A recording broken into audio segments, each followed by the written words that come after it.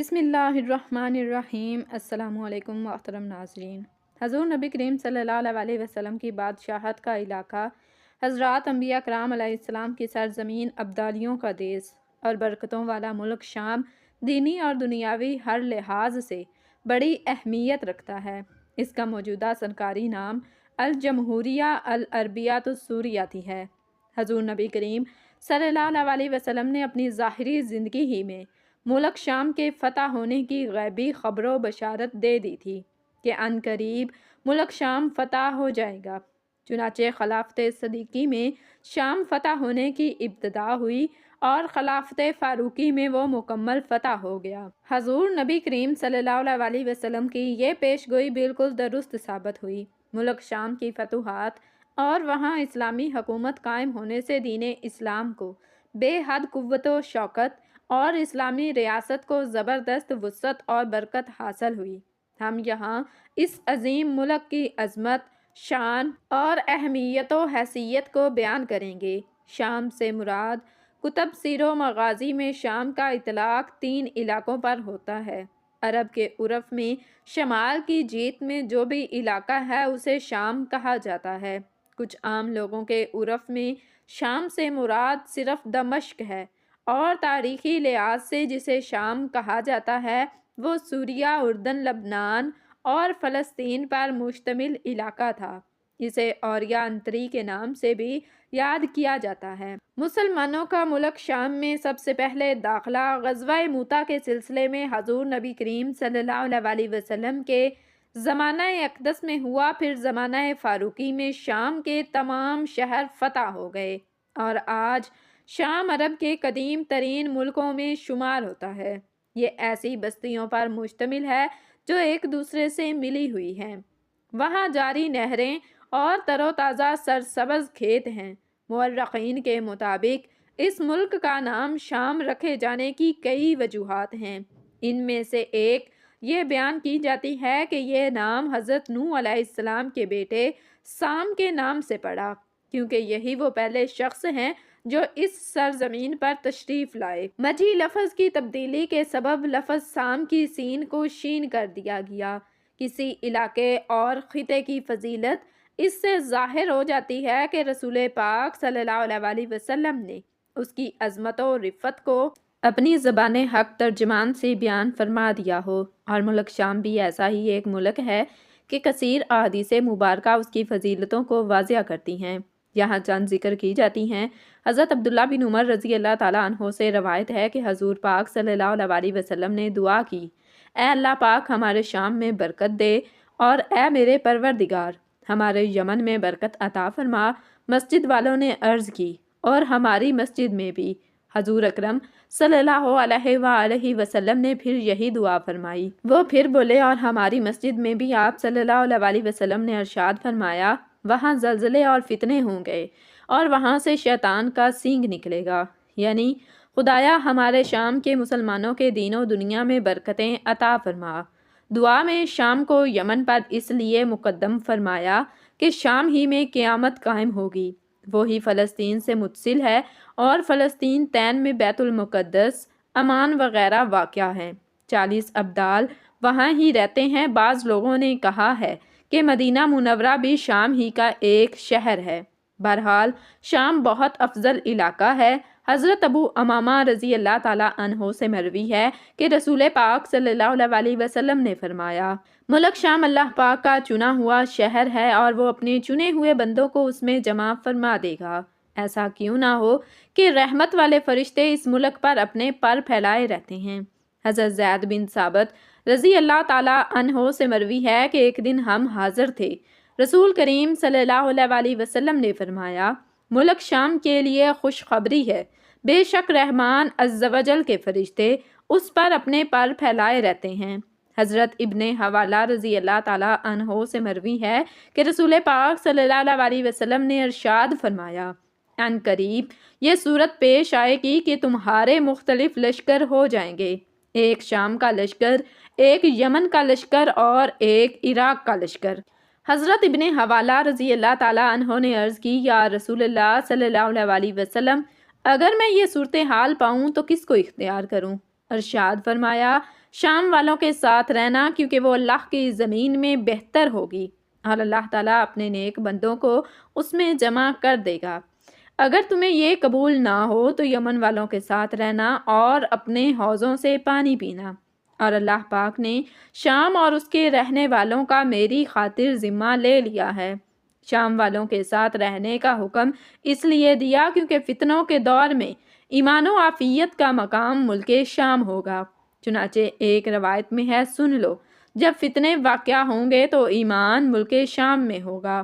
اللہ کے رسول صلی اللہ علیہ وسلم نے فرمایا، جب اہل شام بگڑ جائیں گے تو پھر اس امت میں کوئی خیر باقی نہیں رہے گی، اور میری امت میں سے ایک گروہ ہمیشہ ایسا رہے گا کہ جیسے قیامت تک خدائی نصرت شامل حال رہے گی۔ جو انہیں ذلیل کرنا چاہے وہ ان کا کچھ بھی نہ بگاڑ سکے گا۔ بس بلاد شام میں اصحاب علم و فضل اور اہل حل و عقد کی ایک جماعت قیامت تک ایسی رہے گی کہ جسے خدائی نصرت شامل حال رہے گی۔ امام ابن تیمیہ نے ایک لطیف نکتہ یہ بیان کیا ہے کہ خلق و امر میں مہد اور معاد مکہ اور شام ہیں۔ ارادہ کونیہ ہو یا ارادہ شریعہ، دنیا و دین کی ابتدا مکہ سے ہوئی، دنیا و دین کی انتہا شام میں ہوگی۔ اللہ کے رسول صلی اللہ علیہ وسلم کے دین کی ابتدا اور ظہور مکہ سے ہوا اور اس کا کمال و عروج شام میں مہدی کے ظہور سے حاصل ہوگا، جیسا کہ بعض روایات میں حضرت عیسیٰ بن مریم علیہ السلام کے نزول کے بارے میں یہی بشارت منقول ہے کہ دمشق کی مشرقی جانب موجود سفید مینار پر 2 فرشتوں کے پروں پر ہاتھ رکھے ان کا نزول ہوگا۔ حضرت عبداللہ بن حوالہ رضی اللہ تعالیٰ عنہ سے مروی ہے کہ اللہ کے رسول صلی اللہ علیہ وسلم نے فرمایا، تمہارے دین اسلام کا معاملہ یہ ہوگا کہ تم لشکروں کی صورت میں بٹ جاؤ گے، ایک لشکر شام میں، ایک عراق میں اور ایک یمن میں ہوگا۔ ابن حوالہ نے کہا، اے اللہ کے رسول صلی اللہ علیہ وسلم، اگر میں اس زمانے کو پا لوں تو مجھے اس بارے میں کوئی وصیت فرما دیں۔ آپ صلی اللہ علیہ وسلم نے فرمایا، شام کو پکڑ لے کیونکہ وہ اللہ کی زمینوں میں سے بہترین سرزمین ہے، اللہ کے بہترین بندے اس کی طرف کھینچے چلے جائیں گے۔ بس اگر تمہارا ذہن شامی لشکر کا ساتھ دینے پر مطمئن نہ ہو تو یمن کی طرف چلے جانا اور صرف اپنے گھاٹ سے پانی پینا۔ اللہ تعالیٰ نے میرا اکرام کرتے ہوئے شام اور اہل شام کی ذمہ داری لے لی ہے۔ علامہ البانی نے اس روایت کو صحیح قرار دیا ہے۔ اپنے گھاٹ سے پانی پینے سے مراد یہ ہے کہ اپنے آبی وسائل تک محدود ہو جاؤ، کیونکہ دور فتن ہے، لہٰذا دوسروں کے گھاٹ سے استفادہ کی کوشش فتنوں اور لڑائیوں میں مزید اضافہ کا باعث بن سکتی ہے۔ ایک اعتبار سے یہ کہا جا سکتا ہے کہ مسلمانوں میں باہمی افتراق اور فتن کے ایسے دور میں اللہ کے رسول صلی اللہ علیہ وسلم کی پہلے سے موجود وسائل اور ذرائع پر قناعت کی تلقین فرما رہے ہیں اور مزید کی حرص و تلاش سے منع فرما رہے ہیں تاکہ یہ عمل امت میں مزید افتراق و انتشار کا باعث نہ بن جائے۔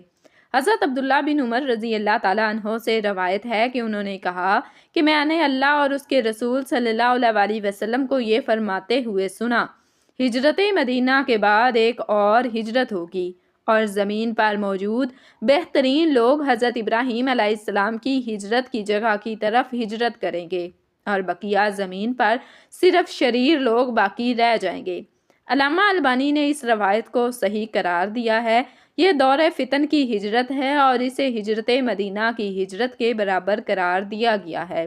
بس اسلام میں پہلی ہجرت ہجرت مدینہ تھی، جو اہل مکہ کے فتنوں آزمائشوں کے سبب ہوئی، اور مدینہ منورہ اس ہجرت کے سبب عظیم سلطنت اسلامیہ کے قیام کی نہ صرف بنیاد بنا بلکہ خلافت اسلامیہ کا مرکز اول بھی قرار پایا۔ اسلام میں آخری ہجرت کفار کی آزمائش کے سبب بلاد شام کی طرف ہوگی، جو حضرت عیسیٰ علیہ السلام کے نزول اور مہدی کے ظہور کی سرزمین ہے، اور اسی سرزمین میں حضرت عیسیٰ علیہ السلام دجال کو قتل کرنے کے بعد دوسری بات خلافت اسلامیہ علی منہاج النبوت کی بنیاد رکھیں گے۔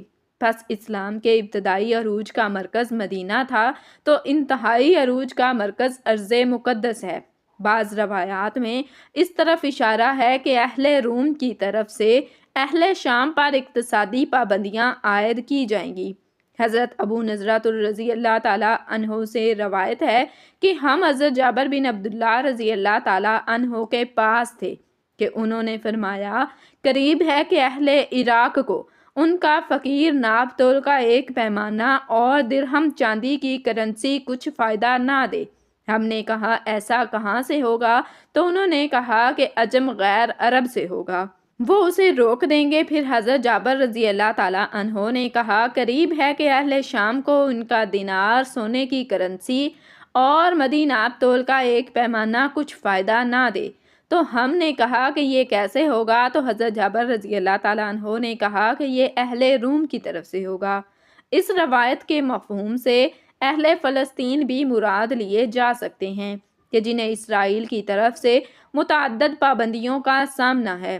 ایک اور روایت میں دور فتن میں سرزمین شام کو مسلمانوں کا وطن قرار دیا گیا ہے۔ حضرت سلمہ بن نفیل کندی سے روایت ہے کہ انہوں نے کہا کہ میں اللہ کے رسول صلی اللہ علیہ وسلم کے پاس بیٹھا تھا کہ ایک شخص نے کہا اے اللہ کے رسول صلی اللہ علیہ وسلم، تم لوگوں نے گھوڑوں کو حقیر سمجھ لیا ہے اور ہتھیار رکھ دیے ہیں اور یہ کہہ رہے ہیں کہ اب کوئی جہاد نہیں ہے، جنگ ختم ہو چکی ہے۔ اللہ کے رسول صلی اللہ علیہ وسلم اس شخص کی طرف متوجہ ہوئے اور کہا کہ یہ لوگ جھوٹ بول رہے ہیں، جنگ تو ابھی شروع ہوئی ہے اور میری امت میں سے ایک جماعت ہمیشہ حق پر لڑتی رہے گی اور اللہ تعالیٰ اقوام کے دلوں کو ان کے تابع کر دے گا اور اللہ تعالیٰ نے انہیں ان سے رزق دے گا یہاں تک کہ قیامت قائم ہو جائے اور اللہ کا وعدہ آ جائے۔ گھوڑوں کی پیشانیوں میں قیامت تک کے دن کے لیے خیر باندھ دی گئی ہے۔ میری طرف یہ وحی کی گئی ہے کہ مجھے اٹھا لیا جائے گا اور تم مختلف فرقوں کی صورت میں میری اتباع کرو گے اور ایک دوسرے کی گردنیں مارو گے۔ ان حالات میں شام اہل ایمان کا گھر ہوگا۔ علامہ البانی نے اس روایت کو صحیح کہا ہے۔ مختلف فرقوں سے مراد مذہبی اور جغرافیائی بنیادوں پر امت مسلمہ کی تقسیم ہے۔ دور فتن میں مختلف مکاتب فکر کے جغرافیائی بنیادوں پر امت مسلمہ کی تقسیم ہے۔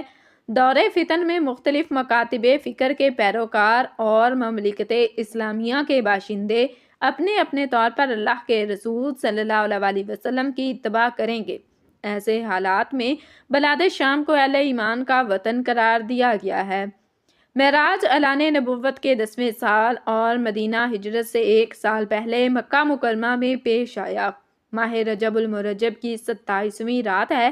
اللہ تعالیٰ اپنے فرشتوں سے ارشاد فرماتا ہے اے فرشتوں، آج کی رات میری تسبیح بیان مت کرو، میری حمد و تقدیس کرنا بند کر دو۔ آج کی رات میری اطاعت و بندگی چھوڑ دو اور آج کی رات جنت الفردوس کو لباس اور زیور سے آراستہ کرو۔ میری فرما برداری کا کلہ اپنے سر پر باندھ لو۔ اے جبرائیل امین، میرا یہ پیغام میکائیل علیہ السلام کو سنا دو کہ رزق کا پیمانہ ہاتھ سے علیحدہ کر دے۔ اسرافیل سے کہہ دو کہ وہ سور کو کچھ دیر کے لیے موقوف کر دے۔ اسرائیل سے کہہ دو کہ کچھ دیر کے لیے روحوں کو قبض کرنے سے ہاتھ اٹھا لیں۔ رضوان سے کہہ دو کہ وہ جنت الفردوس کی درجہ بندی کرے۔ مالک سے کہہ دو کہ دوزخ کو تالا لگا دے۔ خاندبرین کی روحوں سے کہہ دو کہ آراستہ اور پیراستہ ہو جائیں، جنت کے محلوں کی چھتوں پر صف بستہ کھڑے ہو جائیں اور جنت کے جو محل ہیں ان کی چھتوں پر اس طرح سے کھڑے ہوں کہ یوں معلوم ہو جیسے سربستہ کھڑے ہیں۔ مشرق سے مغرب تک جس قدر قبریں ہیں ان سے عذاب ختم کر دیا جائے۔ آج کی رات شب معراج میرے محبوب حضرت محمد مصطفیٰ صلی اللہ علیہ وسلم کے استقبال کے لیے تیار ہو جاؤ۔ چشم زدن میں عالم بالا کا نقشہ بدل جاتا ہے۔ حکم ربی ہوا اے جبرائیل اپنے ساتھ 70,000 فرشتے لے جاؤ۔ حکم الہی سن کر جبرائیل امین علیہ السلام سواری لینے جنت میں جاتے ہیں اور آپ نے ایسی سواری کا انتخاب کیا جو آج تک کسی شہنشاہ کو بھی میسر نہ ہوئی ہوگی۔ میسر ہونا تو دور کی بات ہے، دیکھی تک نہ ہوگی، اور دیکھنا تو دور کی بات ہے، سوچی تک نہ ہوگی۔ اس سواری کا نام براق ہے۔ تفسیر روح البیان میں ہے کہ نبی کریم صلی اللہ علیہ وسلم سے پہلے براق پر کوئی سوار نہیں ہوا۔ ماہ رجب المرجب کی 27ویں شب کس قدر پرکیفی رات ہے، مطلع بالکل صاف ہے۔ فضاؤں میں عجیب سی کیفیت طاری ہے۔ رات آہستہ آہستہ کیف و نشاط کی مستی میں مست ہوتی جا رہی ہے۔ ستارے پوری آب و تاب کے ساتھ جھلملا رہے ہیں۔ پوری دنیا پر سکوت و خاموشی کا عالم طاری ہے۔ نصف شب گزرنے کو ہے کہ یکا یک آسمانی دنیا کا دروازہ کھلتا ہے۔ انوار و تجلیات کے جلوے سمیٹے حضرت جبرائیل امین علیہ السلام نورانی مخلوق کے جرمٹ میں جنتی براق لیے آسمان کی بلندیوں سے اتر کر حضرت ام ہانی رضی اللہ تعالی عنہا کے گھر تشریف لاتے ہیں، جہاں ماہ نبوت حضرت محمد مصطفیٰ صلی اللہ علیہ وسلم محو خواب ہیں، آنکھیں بند کیے دل بیدار لیے آرام فرما رہے ہیں۔ حضرت جبرائیل امین علیہ السلام ہاتھ باندھ کر کھڑے ہیں اور سوچ رہے ہیں کہ اگر آواز دے کر جگایا تو بے ادبی ہو جائے گی۔ فکر مند ہیں کہ معراج کے دولہے کو کیسے بیدار کیا جائے۔ اس وقت حکم ربی ہوتا ہے، اے میرے جبرائیل امین علیہ السلام، میرے محبوب کے قدموں کو چوم لے تاکہ تیرے لبوں کی ٹھنڈک سے میرے محبوب کی آنکھ کھل جائے۔ اس دن کے واسطے میں نے تجھے کافور سے پیدا کیا تھا۔ حکم سنتے ہی جبرائیل امین علیہ السلام آگے بڑھے اور اپنے کافوری ہونٹ محبوب دو عالم حضرت محمد مصطفیٰ صلی اللہ علیہ وسلم کے پائے ناز سے مس کر دیے۔ یہ منظر بھی کس قدر حسین ہوگا جب حضرت جبرائیل امین علیہ السلام نے فخر کائنات حضرت محمد مصطفیٰ صلی اللہ علیہ وسلم کے قدموں کو بوسہ دیا۔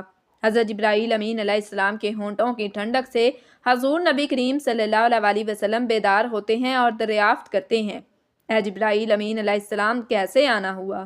عرض کرتے ہیں، یا رسول اللہ صلی اللہ علیہ وسلم، خدائے بزرگ و برتر کی طرف سے بلاوے کا پروانہ لے کر حاضر ہوا ہوں۔ یا رسول اللہ صلی اللہ علیہ وسلم، اللہ تعالیٰ آپ کی ملاقات کا مشتاق ہے۔ حضور نبی کریم صلی اللہ علیہ وسلم تشریف لے چلیے، زمین سے لے کر آسمانوں تک ساری گزرگاہوں پر مشتاق دید کا ہجوم ہاتھ باندھے کھڑا ہے۔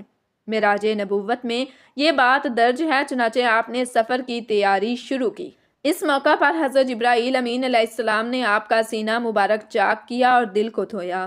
حضور نبی کریم صلی اللہ علیہ وسلم کا ارشاد گرامی ہے کہ میرے پاس ایک آنے والا آیا اور اس نے میرا سینہ چاک کیا۔ سینہ چاک کرنے کے بعد میرا دل نکالا، پھر میرے پاس سونے کا ایک تشت لایا گیا جو ایمان و حکمت سے لبریز تھا۔ اس کے بعد میرے دل کو دھویا گیا، پھر وہ ایمان و حکمت سے لبریز ہو گیا۔ اس قلب کو سینہ اقدس میں اس کی جگہ پر رکھ دیا گیا۔ بخاری شریف کی جلد نمبر اول میں صفحہ نمبر 568 پر یہ بات درج ہے۔ مسلم شریف کی بات کی جائے تو جلد اول صفحہ نمبر 92 پر یہ بات درج ہے کہ مسلم شریف میں ہے، حضرت جبرائیل امین علیہ السلام نے سینہ چاک کرنے کے بعد قلب مبارک کو زمزم کے پانی سے دھویا اور سینہ مبارک میں رکھ کر سینہ بند کر دیا۔ حضرت جبرائیل امین علیہ السلام فرماتے ہیں کہ قلب ہر قسم کی کجی سے پاک اور بے عیب ہے، اور اس میں 2 آنکھیں ہیں جو دیکھتی ہیں اور 2 کان ہیں جو سنتے ہیں۔ یہ فتح الباری کی روایت ہے، جلد نمبر 13 صفحہ نمبر 610 پر۔ سینہ اقدس کے شق کیسے ہیں؟ جن میں ایک حکمت یہ ہے کہ جانے میں کئی حکمتیں ہیں کہ قلب اطر میں ایسی قوت قدسیہ شامل ہو جائے جس سے آسمانوں پر تشریف لے جانے اور عالم سماوات کا مشاہدہ کرنے، بالخصوص دیدار الہی کرنے میں کوئی دقت اور دشواری پیش نہ آئے۔ پھر آپ صلی اللہ علیہ وسلم کے سر انور پر امامہ باندھا گیا۔ علامہ کاظمی رحمۃ اللہ علیہ فرماتے ہیں، شب معراج حضرت محمد مصطفیٰ صلی اللہ علیہ وسلم کو جو امامہ شریف پہنایا گیا، وہ امامہ مبارک حضرت آدم علیہ السلام کی پیدائش سے 7000 سال پہلے کا تیار کیا ہوا تھا۔ اللہ تعالیٰ سے دعا ہے کہ اللہ تعالیٰ ہمیں نیکوکاروں میں شامل فرمائے اور ہمارا خاتمہ بالخیر فرمائے، آمین ثم آمین۔ ناظرین، کمنٹ باکس میں ایک بار صلی اللہ علیہ وسلم ضرور ٹائپ کیجئے گا۔ شکریہ، اللہ حافظ۔